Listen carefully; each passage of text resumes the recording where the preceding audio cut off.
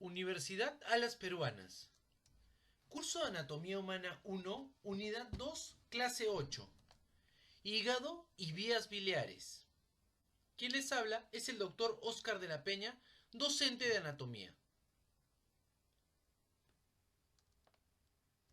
El temario que desarrollaremos a continuación es el siguiente.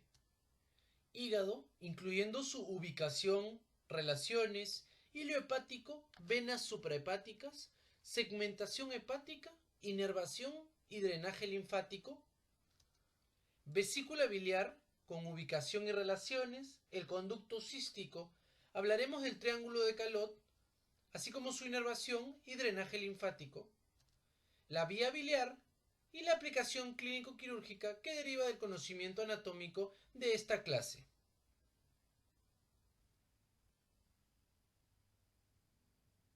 Hígado.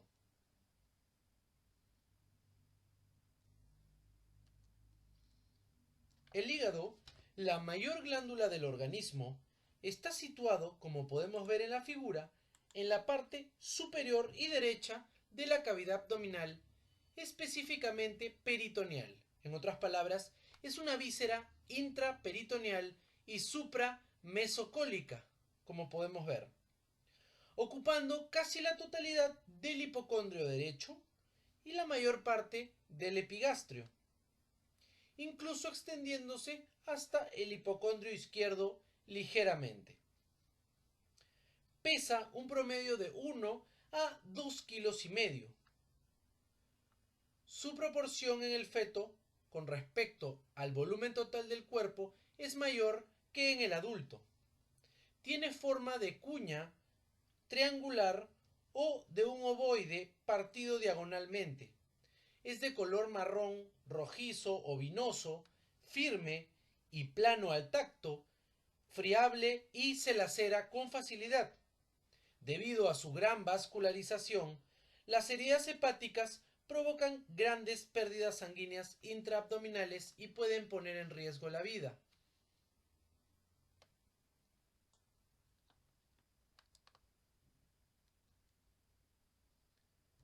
El hígado está envuelto por peritoneo, con excepción de una región posterior y superior llamada la cara desnuda del hígado en relación con el diafragma.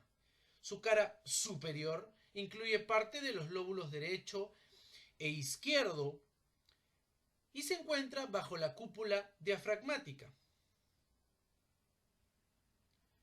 La cara anterior es de forma triangular, cubierta con peritoneo, excepto en la línea de unión del ligamento suspensorio. Una gran parte de esta superficie se encuentra en contacto con el diafragma, que la separa en el lado derecho de la pleura y de las costillas sexta a décima, así como sus cartílagos costales. El estrecho borde anterior de la base del pulmón está relacionado con la porción superior de esta cara. La cara derecha está cubierta con peritoneo y relacionada con el hemidiafragma derecho que la separa del pulmón y pleura derechos y de las costillas séptima y undécima. Importante esta relación porque los traumas costales bajos en el lado derecho pueden relacionarse con laceración hepática. La cara inferior está en relación con el hilo hepático, la vesícula biliar y otras vísceras, por lo que tiene una serie de impresiones que veremos más adelante.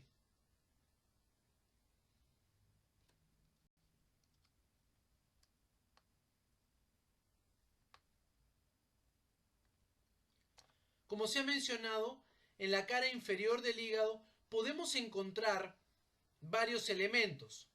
En general, en la clasificación clásica o antigua del hígado se consideraba del ligamento falciforme y redondo para la izquierda el lóbulo izquierdo y de ahí para la derecha el lóbulo derecho, teniendo por debajo al medio hacia adelante al lóbulo cuadrado y por detrás al lóbulo caudado.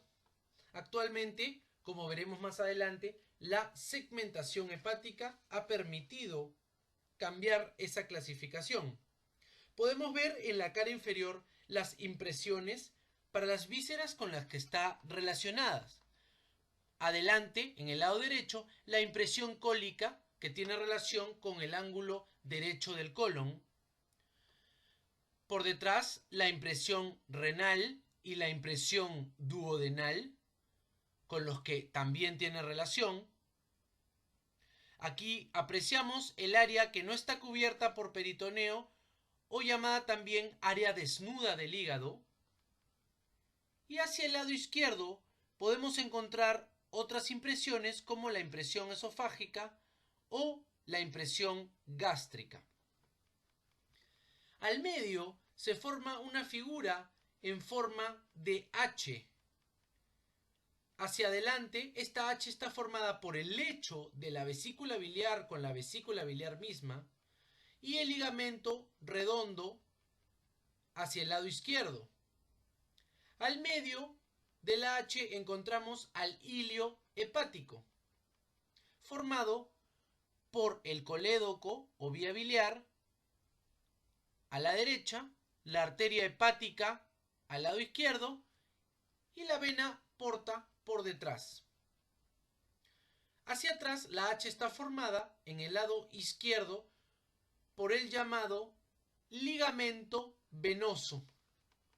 Este ligamento era el ductus o conducto venoso que comunicaba en la vida fetal a la vena porta con la vena cava inferior. Por detrás, al lado derecho, encontramos a la vena cava inferior con relación a las venas suprahepáticas que drenan la sangre del hígado.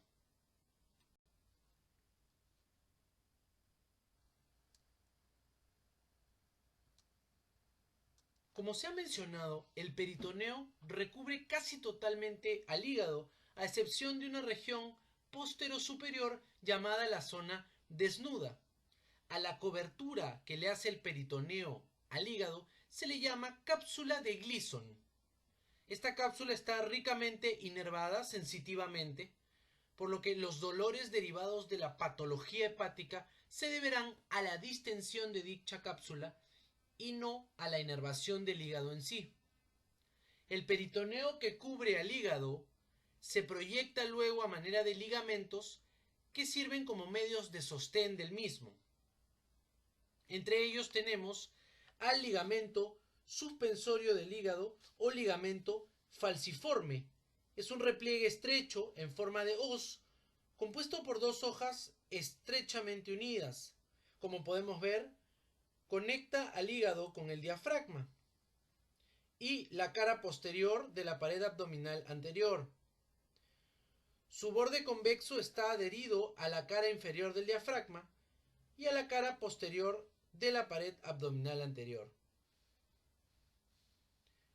Su borde libre, que se extiende desde el ombligo a la incisura del ligamento redondo, se denomina ligamento falciforme.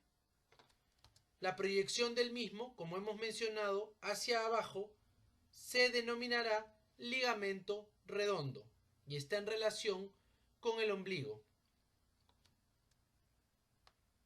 La proyección del peritoneo hacia los costados, en la cara anterior y posterior, rodeando el área desnuda, se denominan ligamentos coronarios anterior y posterior.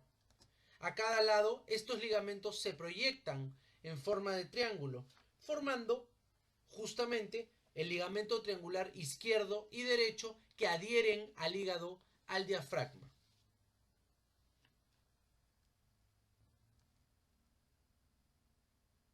Como se ha mencionado, el hilio hepático está formado por el conducto colédoco a la derecha y adelante, la arteria hepática propia a la izquierda y adelante y la vena porta por detrás. Los tres ingresan al hígado y se bifurcan en ramas que formarán los segmentos hepáticos. Vale decir que los tres elementos son intrasegmentarios, mientras que, como veremos más adelante, las venas suprahepáticas transitan por los límites o fronteras de los segmentos, por lo que se considera que estos elementos vasculares son intersegmentarios.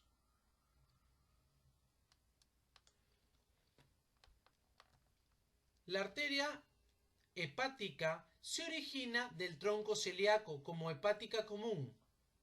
Ella se subdivide en arteria gastroduodenal, que desciende hacia la zona mencionada, y arteria hepática propia, que, como hemos dicho y vemos aquí, forma parte del hilio hepático. La arteria hepática propia luego se subdividirá en una rama izquierda y otra derecha. De la derecha suele salir la arteria cística y de la izquierda una arteria hepática intermedia. La arteria cística, como veremos, también puede originarse de la hepática propia.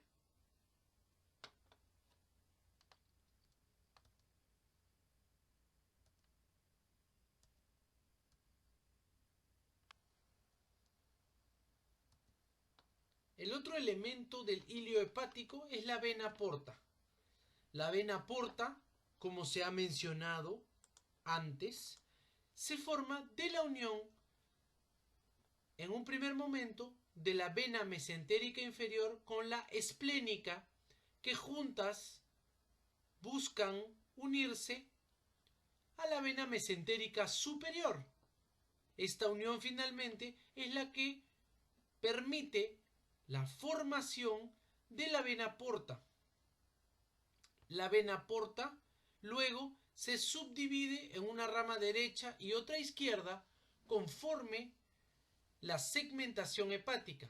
Podemos apreciar la anastomosis colateral de la vena porta con la gástrica izquierda, que luego originará, en algunos casos, la circulación colateral cuando existe hipertensión portal, con las consiguientes varices esofágicas, o la circulación en la pared torácica con la cabeza de medusa. Como se ha descrito, la vena porta está detrás del colédoco y la arteria hepática en el hilio hepático. La vena porta recibe también a la vena cística. Fisiológicamente hablando, la vena porta recibe la sangre de circulación con los nutrientes absorbidos en el intestino, así como también la sal y agua absorbida en el colon. Todo este material luego es llevado al hígado para su procesamiento, en lo que se llama la barrera hepática.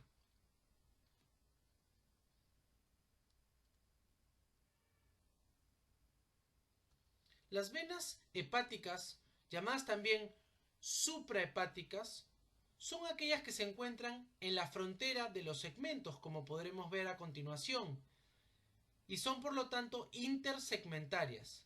Luego de que la sangre ha llegado por la vena porta para su detoxificación del intestino y ha llegado por la arteria hepática para alimentar al hígado, es recogida por estas venas para ser llevada hacia la vena cava inferior en el sector superior del hígado.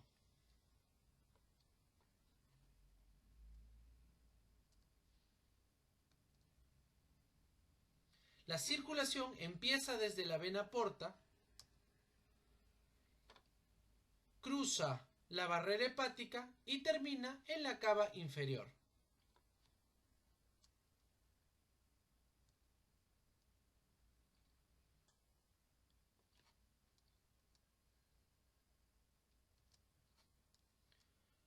Como se conoce, existen tres venas hepáticas o suprahepáticas.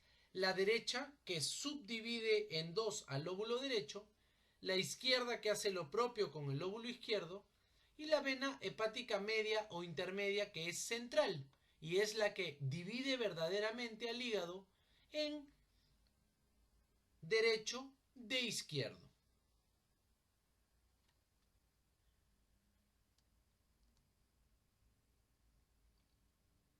las 3 venas terminan drenando en la cava inferior.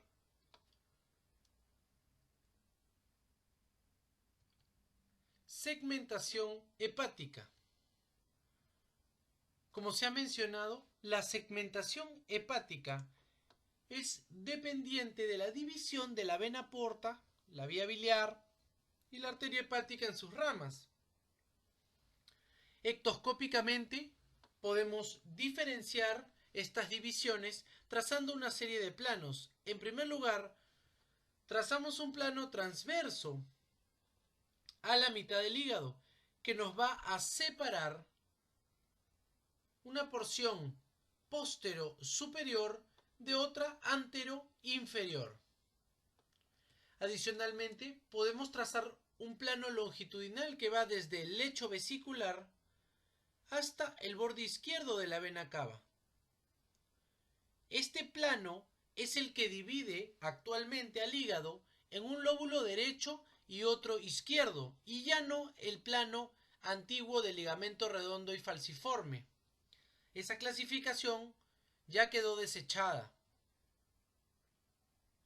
Adicionalmente, se puede trazar un plano desde este ligamento falciforme hasta la vena cava inferior, borde izquierdo, y otro desde la mitad entre el ángulo derecho del hígado, el plano central, que sería en este punto equidistante, hasta el borde derecho de la vena cava inferior.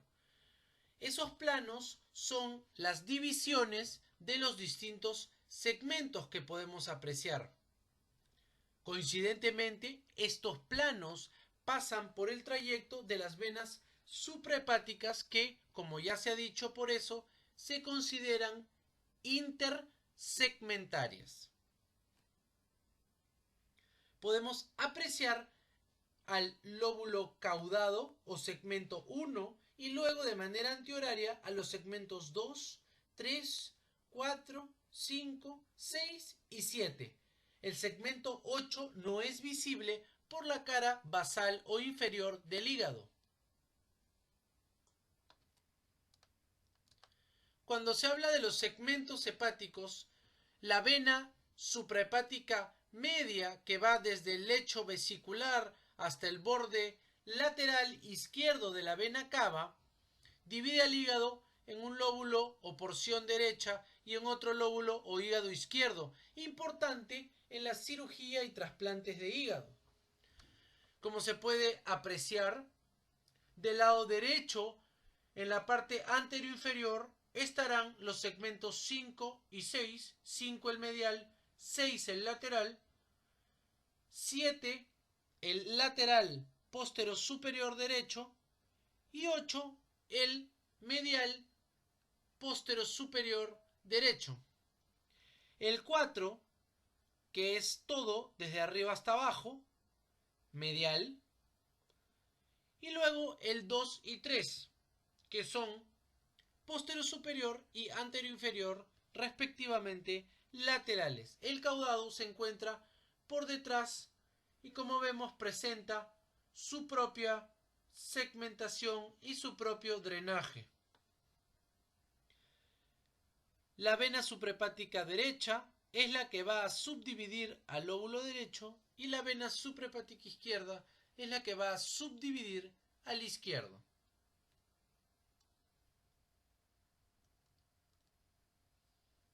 Nuevamente, y como se ha mencionado, de la vesícula biliar a la proyección de la vena cava se encuentra la división del hígado en derecha e izquierda.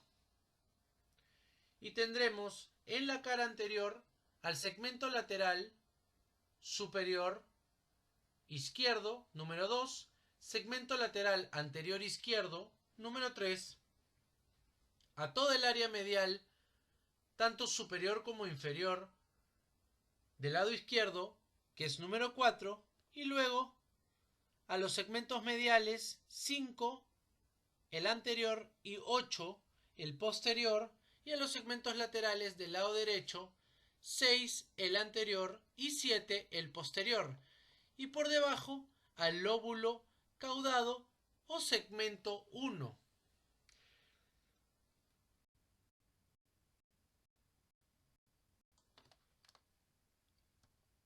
La inervación hepática depende de la cadena simpática a través de los ganglios celíacos hacia la vía biliar y vesícula para inhibir la secreción de bilis, en el caso del simpático, y el parasimpático con el nervio vago para estimular la secreción de bilis cuando sucede la digestión.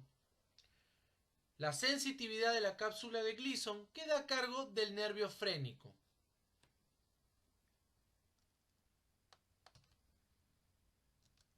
El drenaje linfático depende fundamentalmente de los ganglios hepáticos que se encuentran alrededor de la arteria hepática propia, los cuales luego drenarán hacia los ganglios linfáticos celíacos o, por otro lado, los mediastínicos o frénicos. Vesícula biliar.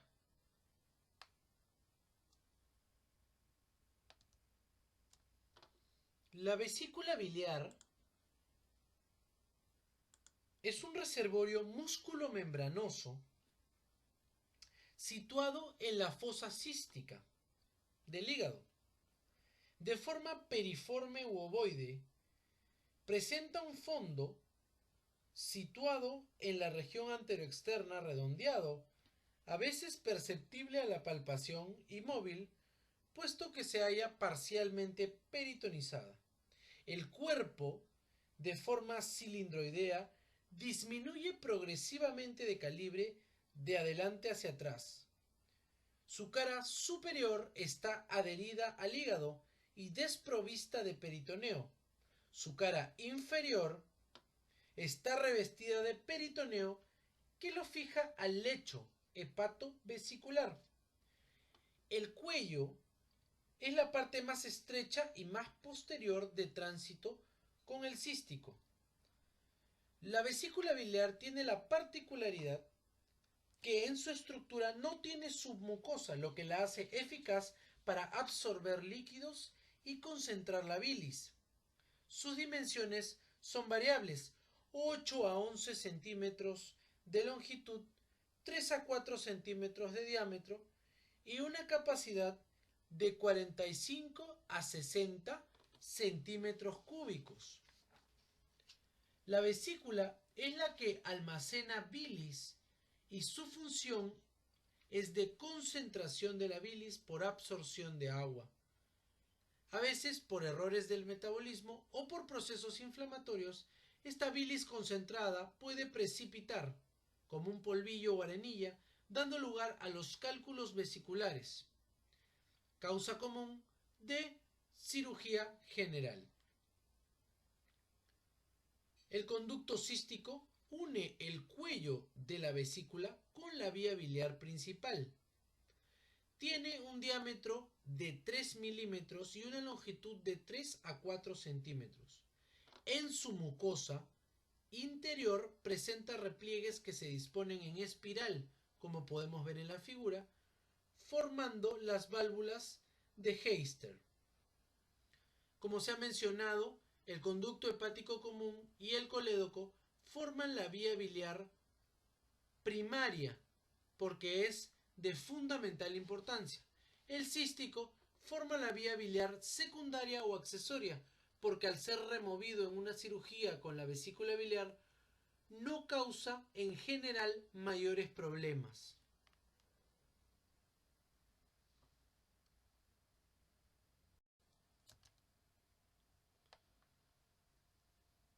Se puede apreciar múltiples variantes en el conducto cístico.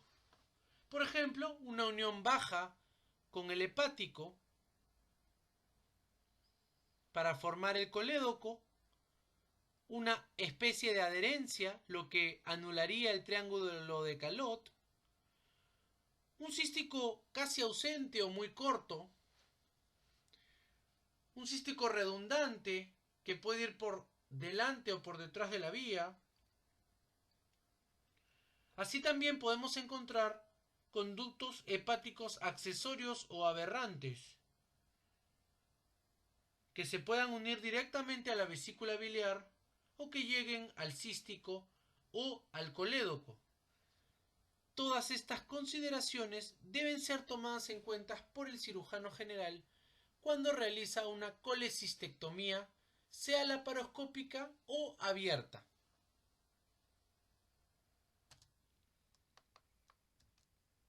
Como podemos apreciar, el conducto cístico se une al hepático común y forman el colédoco, antes llamado vía biliar común, que finalmente desemboca en la ampolla de Vater con el conducto de Wirsung o pancreático principal.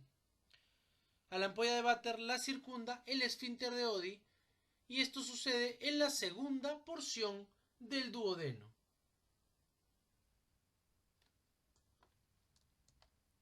El triángulo de Calot está formado por el borde hepático inferior del lóbulo derecho, el conducto hepático común y el conducto cístico.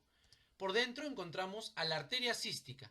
Este es el reparo anatómico para identificar dicha arteria en las colecistectomías, tanto abiertas como laparoscópicas, y luego de identificarla se clampará y cortará con seguridad.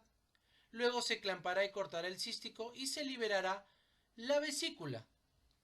Como podemos ver, esto nos da un plano de seguridad, siempre tomando en cuenta las posibles variantes anatómicas que pudieran existir.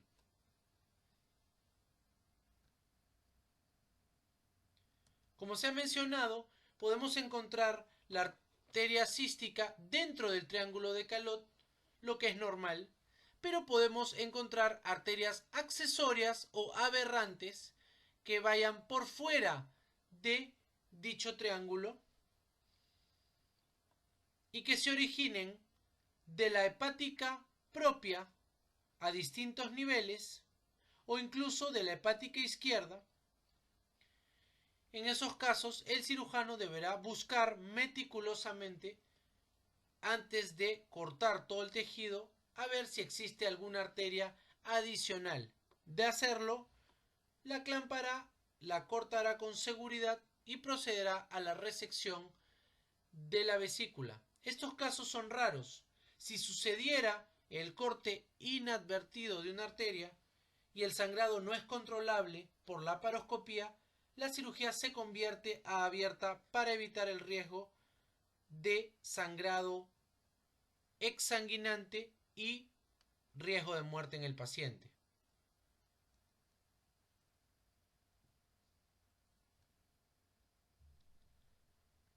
La inervación de la vesícula nuevamente, como hemos visto, está a cargo de los nervios vago, así como la cadena simpática.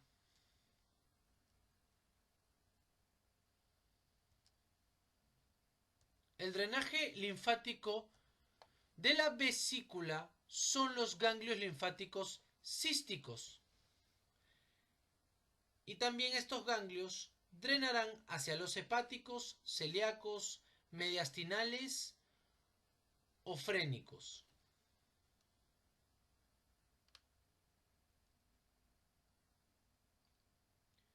Vía biliar.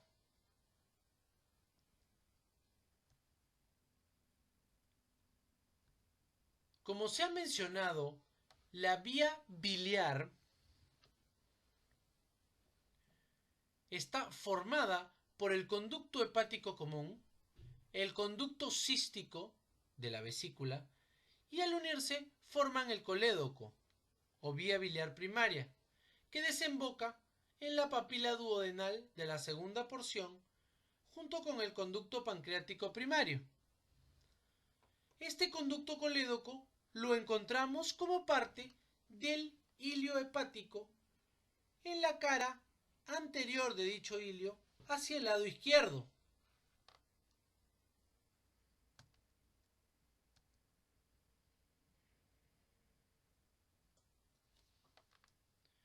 El sistema biliar es intrasegmentario, siguiendo el curso de las ramas de la vena porta y la arteria hepática, pero en sentido contrario. En otras palabras, la bilis se produce en el hígado y luego de producirse en los hepatocitos es drenada a los canalículos biliares que luego viajan por los ductos biliares intralobulares para formar las ramas de la vía biliar, que terminarán siendo el conducto hepático derecho y hepático izquierdo y el conducto hepático común.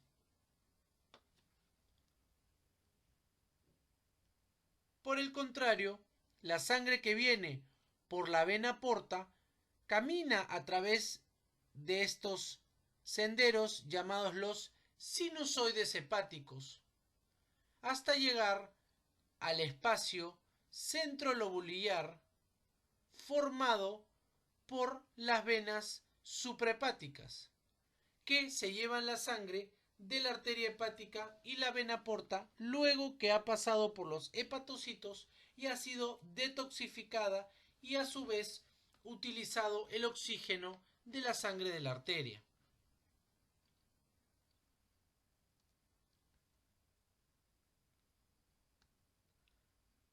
Nuevamente, como se puede apreciar, tenemos el espacio porta, formado por la arteria hepática, la vena porta y la vía biliar. Del parénquima hepático vienen estos conductillos biliares que terminan yendo hacia el conducto biliar del espacio porta para ir a formar el hepático derecho e izquierdo y secretar bilis. Mientras tanto, de la vena porta y de este espacio porta salen por las vénulas de entrada hacia los sinusoides la sangre, al igual que en el caso de las arterias hepáticas, hasta llegar a la vena centrolobular, que recogerá la sangre ya utilizada y detoxificada.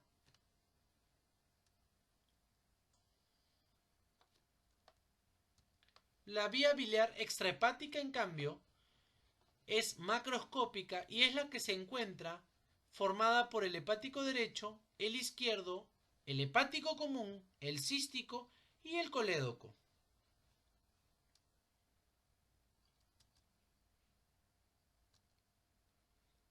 Como se ha mencionado, el conducto colédoco pasa por detrás del duodeno y el páncreas, para terminar drenando en la segunda porción del duodeno con la bilis que se produjo en el hígado y se almacenó en la vesícula biliar luego de secretarse por estímulo al ingerir determinados alimentos como grasa. Cuando existe un cálculo vesicular que obstruye la salida de la bilis y ésta se contrae para intentar expulsar dicha bilis, se produce el cólico vesicular. Es por ello que el cólico vesicular se suele producir a la media hora o a la hora de haber ingerido grasas, con dolor correspondiente en el hipocondrio derecho.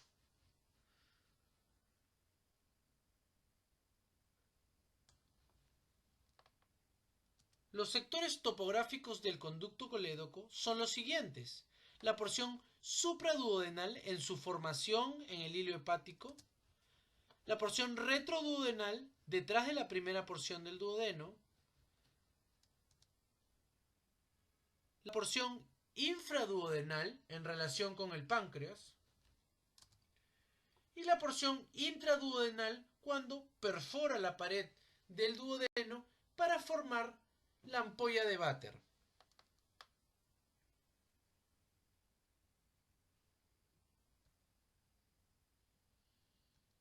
Como se ha estudiado, el colédoco pasa por detrás del duodeno y el páncreas y se une al conducto pancreático principal o de Wirsung que drena en la ampolla de váter.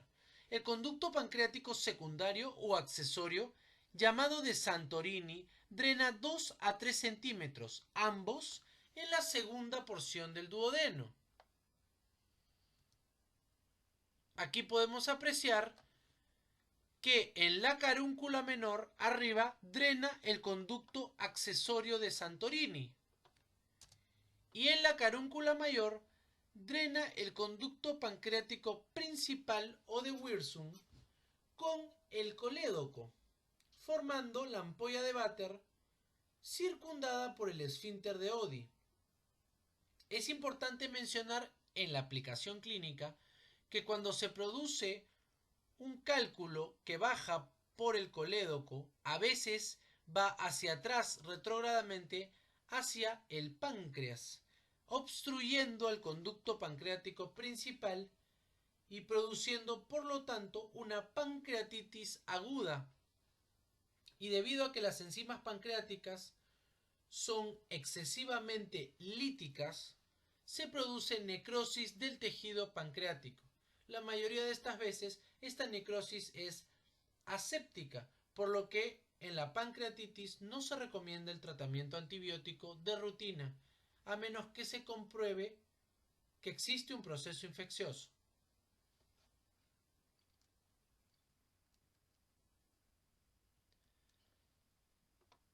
Nuevamente, como se puede apreciar, vemos la vesícula levantada, el cuello, el conducto cístico con el hepático común formando el colédoco. El espacio número 1 es el triángulo hepático de Calot y la arteria cística, en la gran mayoría de casos, presente dentro del triángulo sin variantes. Fundamental la identificación de este triángulo en la especialidad de cirugía general.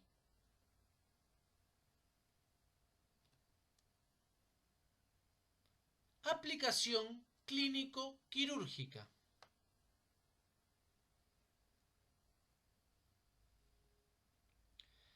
La ecografía hepatobiliar es el primer examen para evaluar la vesícula biliar, así como la vía biliar. Podemos encontrar que el colédoco o la vía biliar puede estar dilatado, lo cual podría significar la presencia de cálculos, así como también encontraremos inflamación en la pared de la vesícula y cálculos. Esta información nos permitirá catalogar a la colecistitis como aguda, subaguda o crónica, dependiendo también el cuadro clínico, y nos permitirá evaluar la presencia de cálculos y al conducto colédoco o la vía biliar. Este examen es el primer examen de elección porque es no invasivo, no involucra radiación y es rápido de realizar en un paciente que viene con dolor para el manejo de urgencias.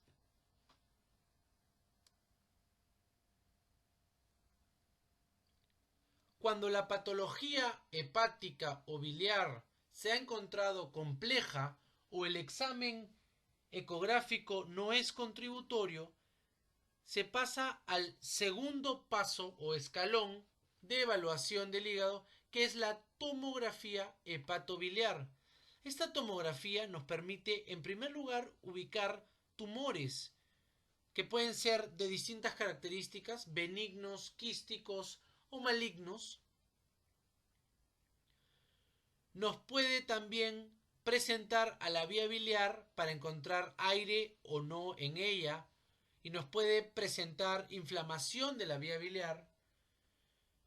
Nos mostrará también posibles cálculos e inflamación en la vesícula biliar, así como si la hubiera una pancreatitis concomitante, de manera tal que la tomografía es el gol estándar para la evaluación del hígado y la vesícula cuando la ecografía es no contributoria.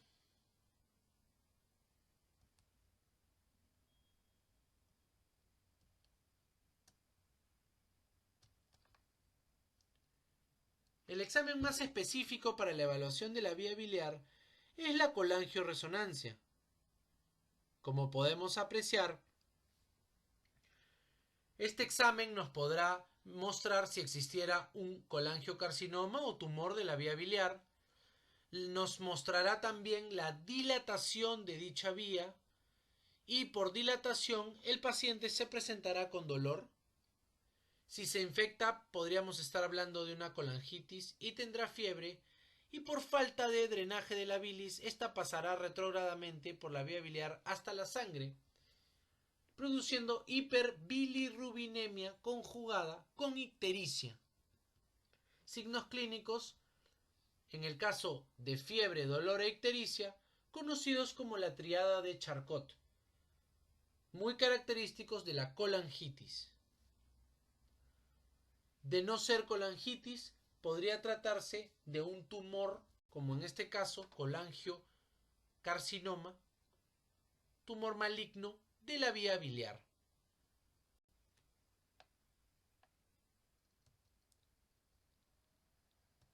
Muchas gracias.